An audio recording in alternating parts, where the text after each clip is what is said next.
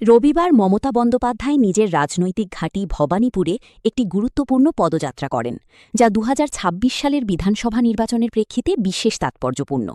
বিকেল ৪:১৫ চক্রবেড়িয়া মোড় থেকে শুরু হওয়া এই পদযাত্রা কালীঘাট ও হরিশ মুখার্জি রোড সহ গোটা এলাকার বিভিন্ন রাস্তায় ছড়িয়ে পড়ে।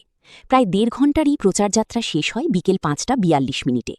এই সময় তিনি সাধারণ মানুষের সঙ্গে সরাসরি কথা বলেন, তাদের অভিবাদন গ্রহণ করেন এবং জনসংযোগ আরও মজবুত করার চেষ্টা করেন। এই পদযাত্রার মাধ্যমে স্পষ্ট হয়ে যায় যে ভবানীপুর কেন্দ্রটি এই নির্বাচনে অত্যন্ত গুরুত্বপূর্ণ হয়ে উঠেছে।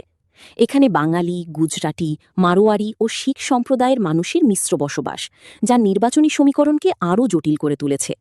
রাজনৈতিক বিশ্লেষকদের মতে এই কেন্দ্রেই নির্ধারিত হতে পারে রাজ্যের ক্ষমতার ভবিষ্যৎ দিক। এদিকে নির্বাচন ঘনিয়ে আসার সঙ্গে সঙ্গে নিরাপত্তা ব্যবস্থাও করা হয়েছে।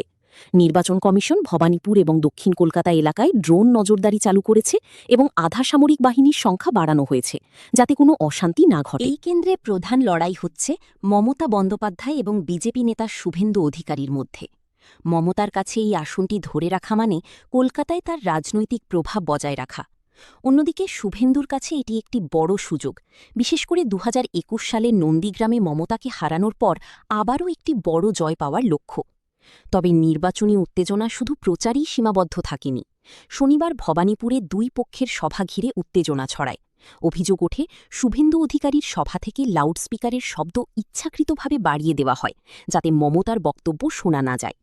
এই পরিস্থিতিতে মমতা তার বক্তব্য মাঝপথে শেষ করে সমর্থকদের কাছে ক্ষমা চেয়ে মঞ্চ ছেড়ে চলে যান। এরপর পরিস্থিতি আরও উত্তপ্ত হয়ে ওঠে, যখন তৃণমূল কর্মীরা ক্ষোভে বিজেপির সভার দিকে এগিয়ে যায়। দুই পক্ষের মধ্যে স্লোগান যুদ্ধ শুরু হয়, একদিকে জয় বাংলা, অন্যদিকে জয় শ্রীরাম। পরিস্থিতি নিয়ন্ত্রণে আনতে দ্রুত হস্তক্ষেপ করে পুলিশ ও আরএএফ বাহিনী।